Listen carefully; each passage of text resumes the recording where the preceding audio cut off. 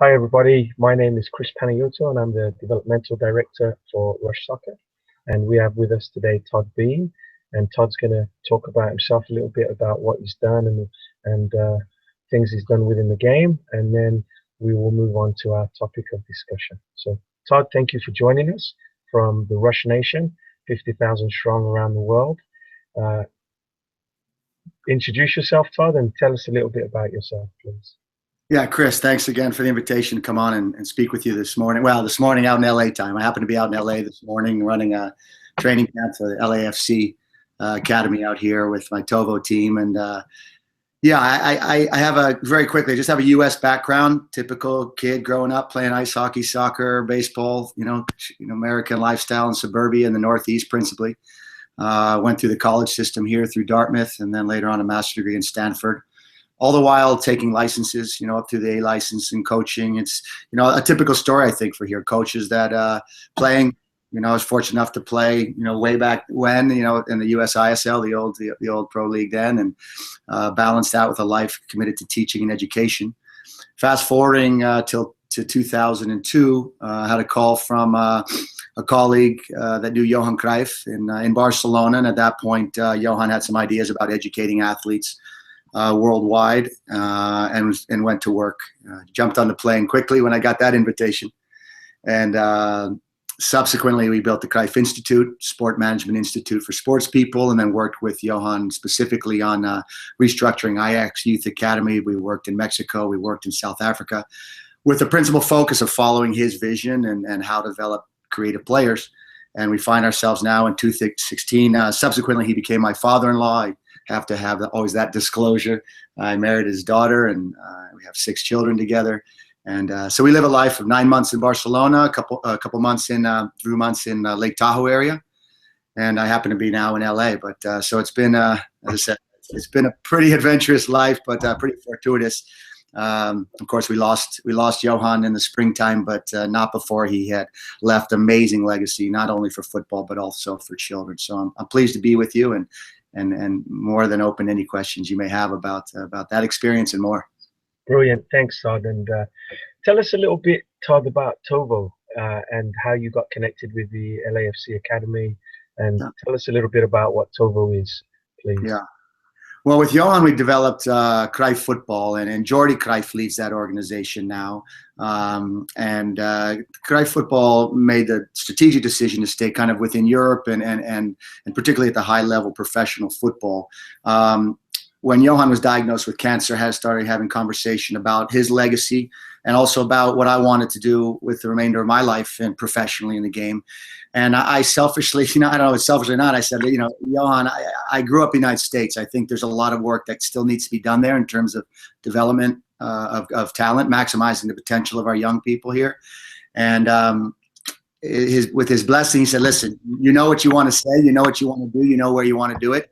So we created Tovo, which is a short for Total Football in Dutch, and just created a separate entity to really bring pro academy training and concepts and methodology to amateur players that don't have the luxury of being a Barcelona selected player or an Ajax selected player, where Johan had done principally the majority of his work. So Tovo is basically my response to being able to bring everything I learned from Johan, everything I learned from, say, Stanford in my education, and put it together into a new methodology that reinforces maximizing potential. So we're building an academy in just south of Barcelona. There'll be more news on that in September to bring boys over for a year-long gap or PG years after they've had their training, and take training seriously, but also add in culture and academics. And then Tovo goes on the road. So I happen to be on the road. LAFC, John Thorrington is running the show out here now in football operations for this new franchise to start in 2018. But to their credit, they've already started their youth academy, and that's at the under 12 currently. So we're out in LA. I'm in Pasadena now. We're headed down to the training field in about 45 minutes.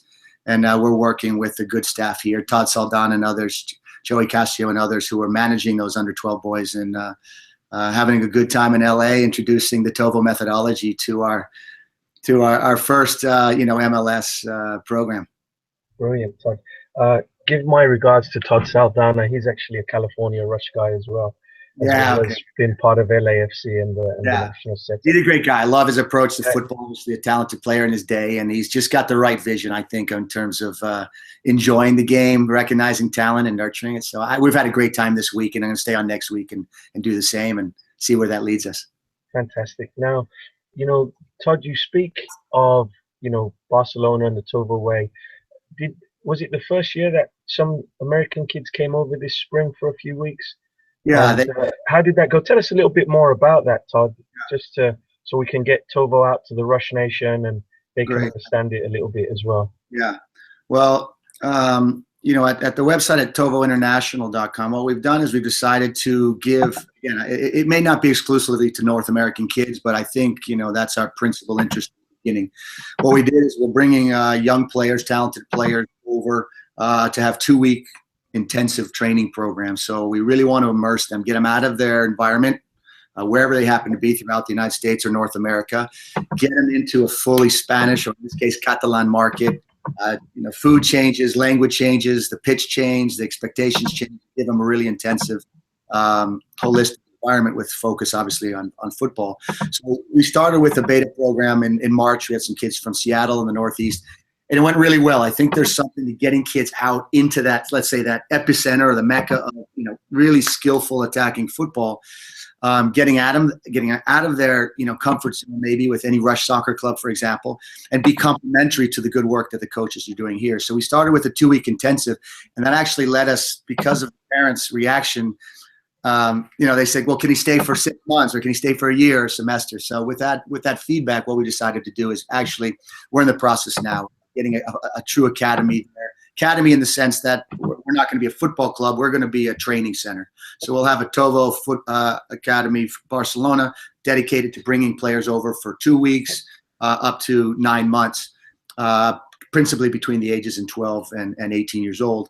And as I said, you've been abroad, you've taken teams abroad. I know the Rush soccer coaches. We all recognize the value of going out and playing football at a higher level internationally. We want to give those kids a chance to develop without the politics. I'm not choosing whether they're first team player, starter, just pure development. So we'll be in Sitges, just south of Barcelona.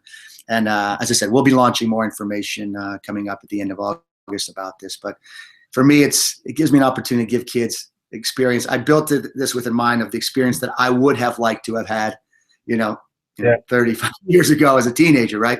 And one that is not in conflict with, as I mentioned, the good work that your coaches are doing, right? Just say, hey, we have a platform, we have a colleague in Tovo in Barcelona, and wouldn't it be great to bring a team, or to bring a select players, or to bring, some club elements over there and experience this immersion program? Absolutely. I think that's huge, Todd. And you hit the nail on the head there. It's not in place of, but it's in addition to, a supplement and stuff like that. We recently took 2 teams from Connecticut to the Venasti Cup. So we had a day in Barcelona. The girls played a nice little club there called St. Just, I believe, out of Barcelona. And the girls did well, and then the boys also played. I can't remember the name of it. It might have been St. Just, it might have been another one, but the boys ended up playing boys at a couple of years older, but we were given a real footballing lesson. So it was amazing to see these young American boys playing against these Spanish young men, and we almost needed 2 balls, one for the Spanish kids to keep, and one for us, because it was certainly the rondos and stuff like that, which segues into a little bit the next question. Having been, I know you've been removed from the States, but keep these connections, obviously. Now you're in Spain, you've been in Ajax. What would you say are the fundamental differences between football in Spain and Europe to the US? Yeah, especially at the golden ages. So yeah. We talk about it. If I have to use one word, and I'm experienced this, we had the team over from Philadelphia area just recently in Barcelona, so I got a chance to see those youth players, that 8, 9-year-old players. That's the age of my son, so every day I'm watching just a humble club and see just south of Barcelona play. So I see it every day in Spain, and I'm getting more exposure to under 12s out here in LA. There's one word that comes to mind because we're talking about it in our staff.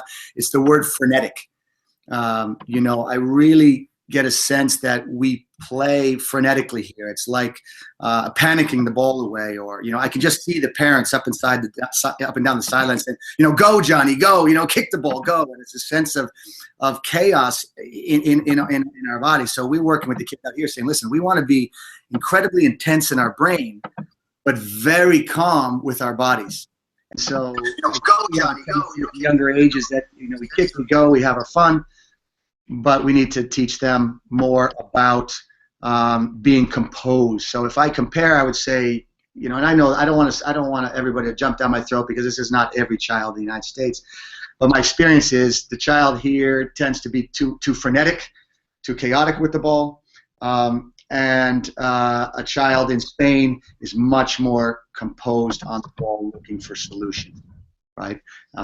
If I have to make stereotypes, I would say that would be the difference. Yeah. And I think Spain, with my son, for example, just to use my son's example, they're just comfortable playing the rondos, playing position play games. To be fair, they're not lining them up and just doing passing back and forth for 20 minutes and then giving them the sweet taste of a mini match at the end of a training. I mean, from the moment we have competition, from the moment that the rondo starts, it's about perceiving your environment, creating solutions, selecting the best solution, and then executing it. And I think the children in Holland, specifically in Spain, where I'm most familiar with, are just much more composed on the ball, if I have to be critical. Yeah, so Todd, do you put that down to the cultures we're in, right? So every American sport is an invasion game where if you can make yards, you take yards. Basketball, we go forward. You've got the shot clock, 24 seconds. American football is all about gaining yards. If we don't gain yards, we turn over possession. And of course the Spanish game, and the Ajax game is built on patience, and it's more of a style and panache as opposed to go. There's a little bit of a time delay, Todd, on there, because I think a few others have joined us. So okay, no problem. So do you put that down to cultural?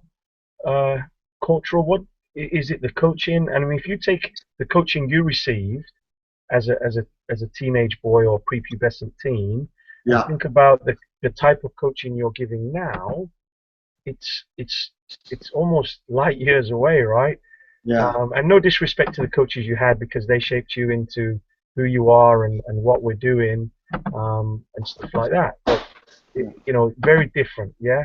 Yeah, I mean, if I'm honest, and I think back, I mean, you always have great coach. To be honest, when I started, I was playing football in Connecticut in the 1980s. So for those listeners, it's like light. It might as well have been 2 centuries ago. I know a lot of your young coaches, but had good coaches, most of which had made transfers over to from other sports. So it was more about the hustle, the dynamics, the leadership, the teamwork, and that is critically important. I didn't have a lot of intricate detail in terms of skill development or position play, for example, that we work on a lot.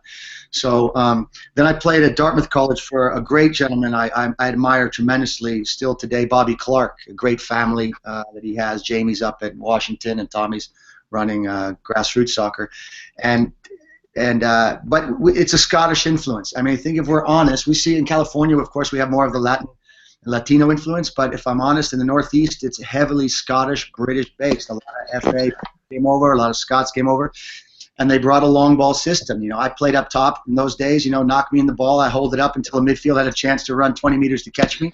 Hopefully I didn't give it up by then, and then we got on the end of it and see what would happen. And it's effective. I mean, let's face it, it's a style of football I enjoyed playing. But when I got to work with specifically going through Mexico and other places, I started to recognize there are other ways to attack the goal without watching the ball go over your head or by you. I started to cherish the ball a lot more, getting exposure to the way that Johan developed it.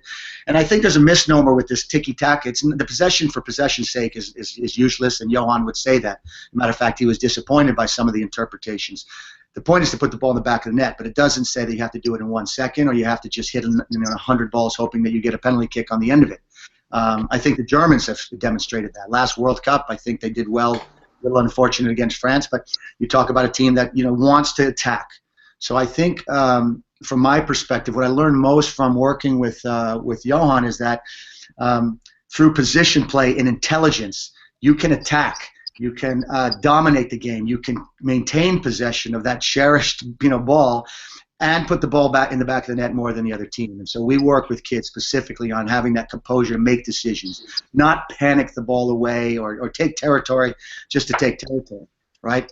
We want to take territory when we're in possession of the ball or it ends up on the foot of our striker who puts the ball in the back of the net, right? And I think what I see here is a little bit more of what you mentioned, a little bit more of that Scottish background, a heavy influence from the British Isles that say, hey, we're on a muddy pitch in the Northeast, knock it long, get it out of our zone, that way we're not in trouble, and let's hope that we get the ball, into dangerous positions.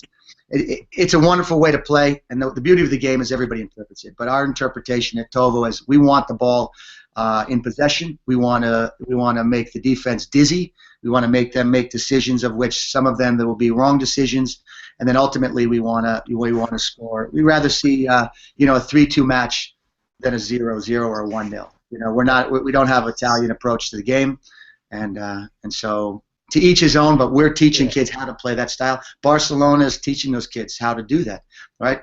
How to take it with composure, but explode when the opportunity's on. What I see here is more we explode, hoping that the opportunity is on. Yeah. And we try to teach at Tovo, we're going to move the defense through possession until that moment's on, and then we're going to strike. And I think that's a fundamental different vision of how the game's played, with credit to any other vision of. Yeah, I think that's super, Todd. I think in previous conversations, I think you said there was 6 steps, and you touched on it earlier with the perceive. Yeah. Do you want to share that with us, please, again, Todd? Yeah, and I probably articulated better in a blog that's on on the website. I wrote about new paradigm for U.S. soccer development. So that's on LinkedIn. It's also on our Tovo International. So it's probably better articulated there. But let me just explain. What I find is that I think we have a technical-centric paradigm here in the United States, which is a logical, but now we're finding out maybe not as effective paradigm, which is before I play the game and make decisions, I need to pass a ball or receive a ball. And so let's isolate that skill. Let's put it in a mass or block practice. Let's repeat it back and forth. Maybe we can advance to triangles. Maybe we can advance to diamonds. No pressure. Let's just get the coach lining up and down and position of the foot, etc. And so I call it a technic center. So it's technical layering, right? You start with one technical skill and you advance it in the hopes that eventually a boy will be very technically capable to play the game, or a girl. Wonderful, but there's a lot of new research that is not the way actually motor skills or talent acquisition comes into play. It's fine. I think it was good for a period of time. I don't think it's the most effective by far today. I think it's incredibly ineffective. 1, it's boring as hell. Yeah. 2, it never engages the mind. And 3, I think kids are lost in believing that if I can do a step over move, that I'm a good player. I'm watching boys here do wonderful step over moves and and dribbling out of bounds. And right? The wrong time. Right. So let me promote that with unapologetically with our own paradigm. Right. So I'm defending my philosophy, which is I call it a geocognitive paradigm, right? Geo referring to kind of geography and position in the field, so a heavy emphasis on spatial relations, right? And also on the cognitive side, we're talking about that process, a 6-step process that is basically a decision-making process. But when you break that down, we think of 6 steps. The first is perception. Scanning your environment, understanding what variables are in play, what variables have changed, and that happens in milliseconds. The second step of that is conception. That is what we call divergent thinking. That is the creation of possibilities and solution. Not one, but can I play wide? Can I play deep? Do I need to possess the ball? Do I need to dribble? So the creation of many solutions.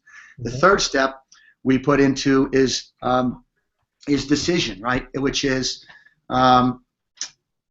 which of those select options I've created in milliseconds do I choose? Now that's convergent thinking. That's coming to a conclusion that one option is the best. And then I throw in another one of deception. That's not, not a kind, but I add an extra one. I always put that in parentheses. The fourth step of deception. If I know I've already made the decision, go right, maybe I put a feint left, etc. I want to deceive. I want to disguise my intentions. So that would be the fourth. And then we finally get to the execution.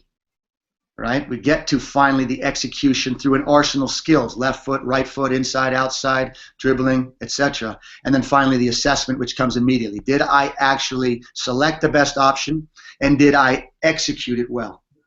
And so we run through, perception, conception, decision, deception, execution, and I think we focus too much on just pure execution in the United States, but in reality what happens in the brain is if you just isolate skills, you're not accompanying the power and the neurological wiring that's required to actually make the decisions that are interwoven with the execution.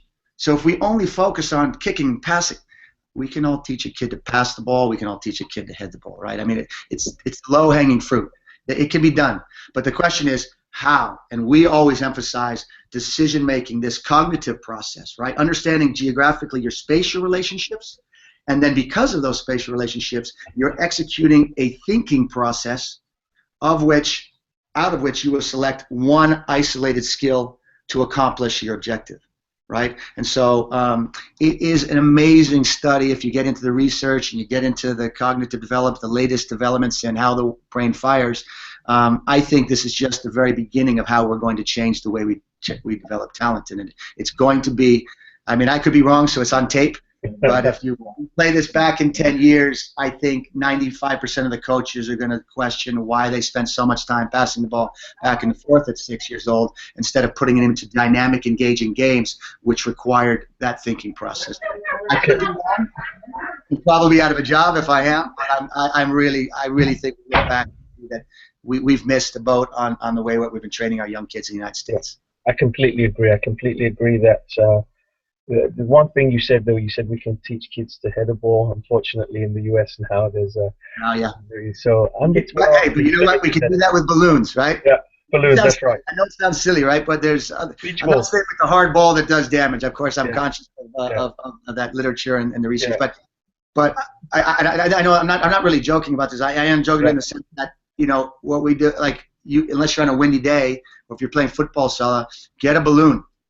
Dodgeball, get a balloon. My kids do it in the living room. Whenever we go, whatever. If I've been to an event and there's a balloon, they take it home.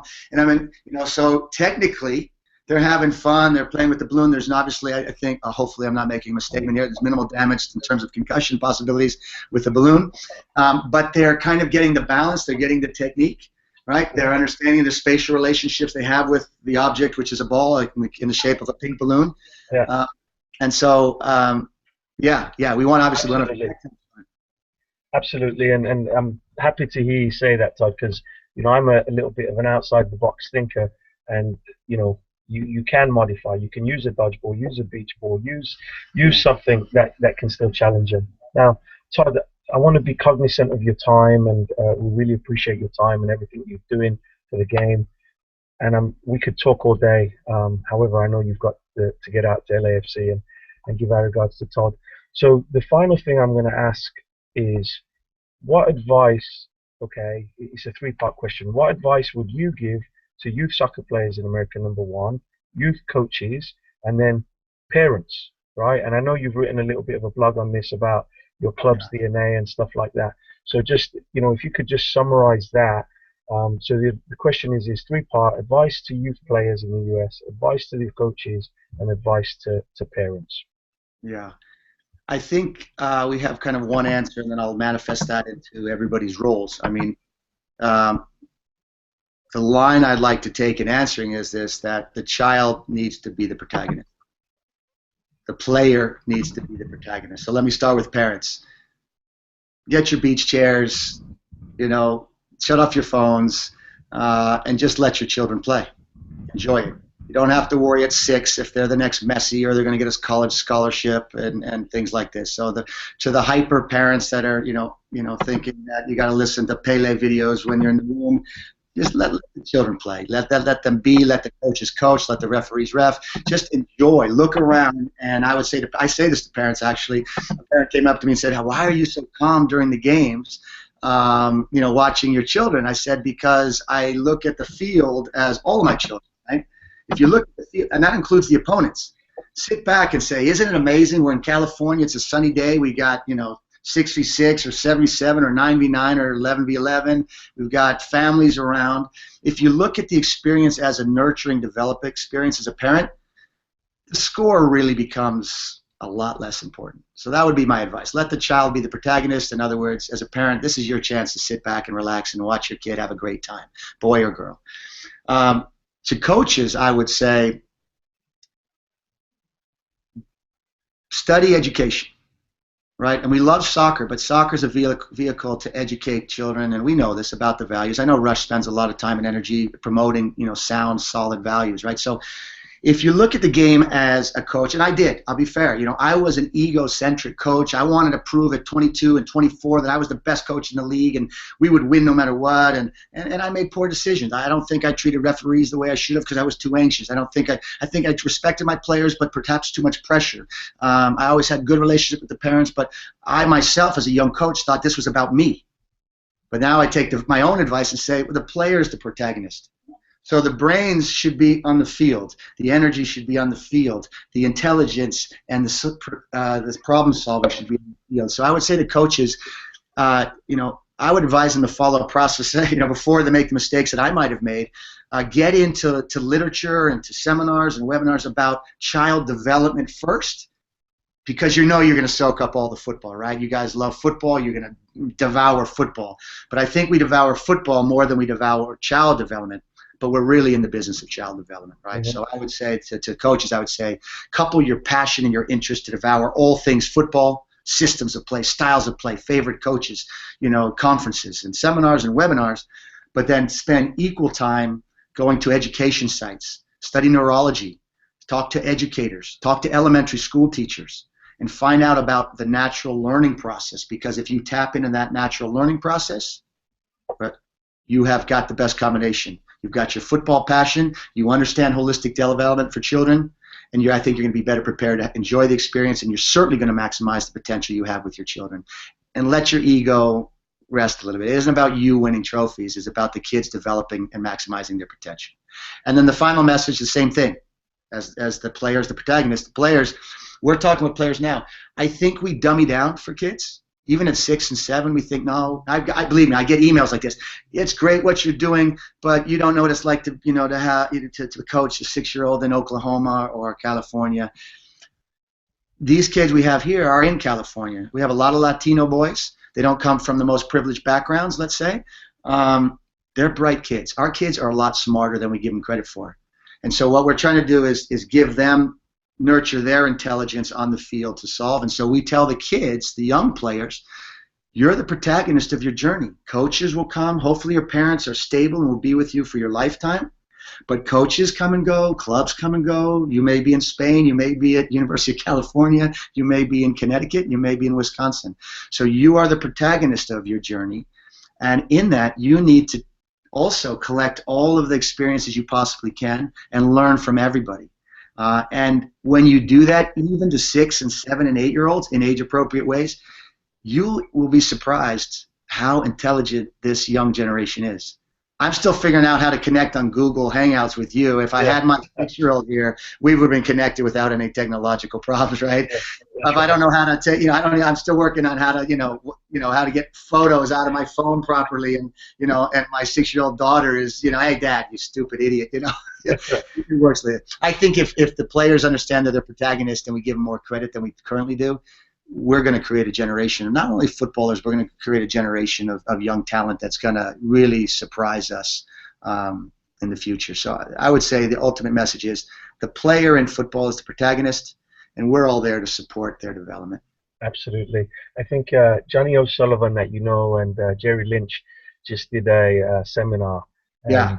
They talked about a coach's influence is never neutral.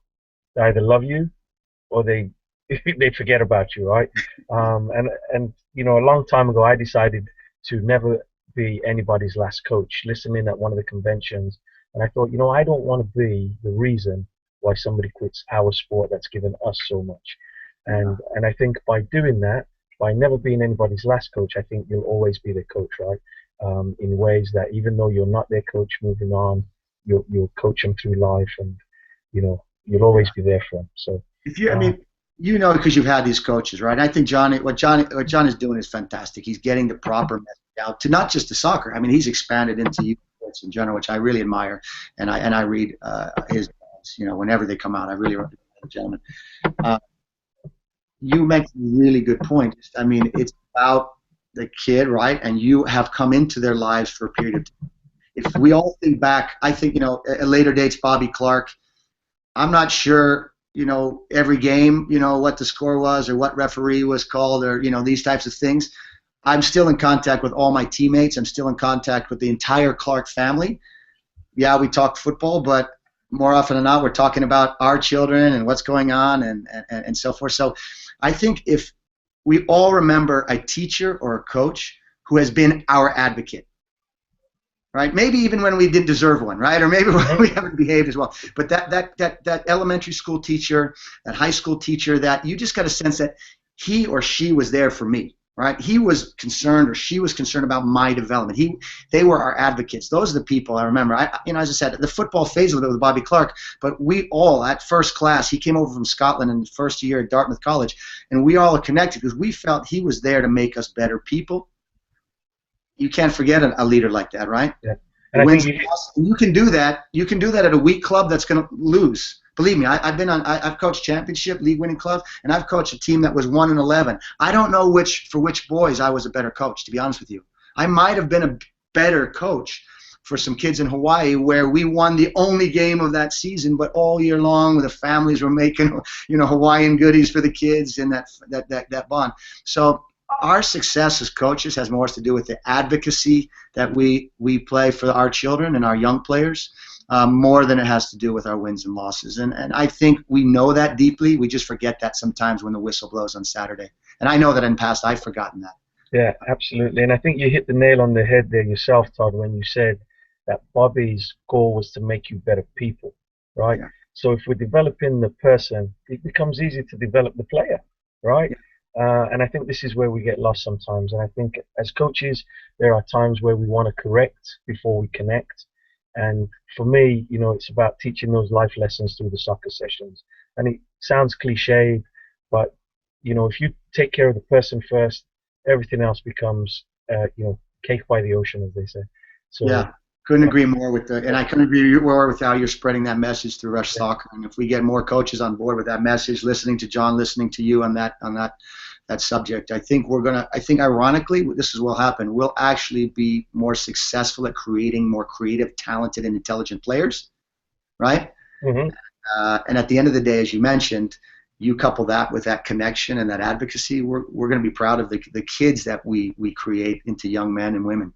Right. Absolutely, absolutely. And Todd, obviously we'll look for more information from you in August about the Tovo stuff and potentials there. And the other thing is we had Rushfest recently out in Colorado, which was unbelievable. 48 teams from Rush clubs all around the country, which started 12 years ago as maybe 4 teams playing against each other. So I don't know whether you've come across Tim Schultz in your days and played, coached against him, whatever.